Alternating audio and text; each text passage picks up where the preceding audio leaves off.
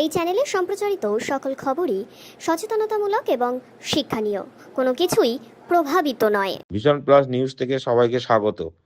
বছর শেষের বড়দিন উৎসবে জমজমাট নিউ টাউন ইকো পার্ক। শহর ও শহরতলির পাশাপাশি জেলার বিভিন্ন প্রান্ত থেকে ইতিমধ্যে অগণিত মানুষ এসে পৌঁছেছে। শিশু ও ক্ষুদেরাও বড়দিনের উৎসবে মেতে উঠেছে। বেলা বাড়ার সঙ্গে পাল্লা দিয়ে বাড়ছে মানুষের ভিড়। অতিরিক্ত ওই ভিড় সামাল দিতেও পার্কের ভিতরে দ্রুত প্রবেশের জন্য অস্থায়ীভাবে টিকিট কাউন্টার খুলেছে কর্তৃপক্ষ। পুলিশ জানিয়েছে, ইকো পার্কের ভিড় সামাল দিতেও নিউ টাউনের রাস্তায় যান নিয়ন্ত্রণ 700 পুলিশ কর্মী মোতায়েন হয়েছে।